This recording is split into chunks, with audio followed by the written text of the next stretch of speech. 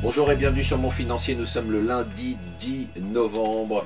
La première page du Wall Street Journal, très intéressant, beaucoup de tensions en Ukraine, une recrudescence des affrontements selon le Wall Street Journal ce week-end et une crise russe qui commence à se répandre un peu partout. Alors bien évidemment il y a la crise en Russie, elle vient de l'Ukraine, elle vient de la chute du prix du pétrole, le rouble qui a baissé de 8%, une semaine de 25% depuis le début de la crise ukrainienne et ça commence à avoir un impact sur la zone euro avec notamment la locomotive allemande qui est en train de ralentir.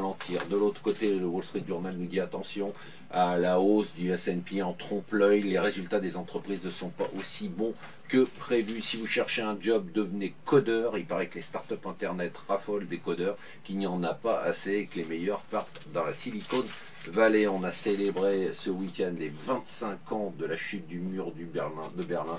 L'occasion de voir à quel point l'Allemagne s'est réinventée de façon spectaculaire. En France, en revanche, on ne se réinvente pas. Il se passe quelque chose de terrifiant. Les investissements. Selon l'INSEE, les patrons français envisagent d'investir 3% de moins en 2015.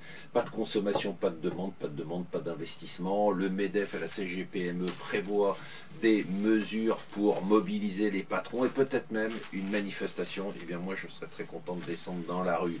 Voilà Hollande qui continue à partir petit bout par petit bout. Là c'est son bras droit qui va se détacher, Jean-Pierre Jouyet, qui aurait comploté avec le bon Fillon contre le vilain Sarkozy. Et enfin vous saurez bientôt si vous allez partir en vacances chez les Chinois ou chez les Italiens. Bonhomie, l'Italien va faire probablement une contre OPA sur le Club Med. Il a jusqu'au 13 novembre pour déposer une offre et battre les Chinois. Fosun.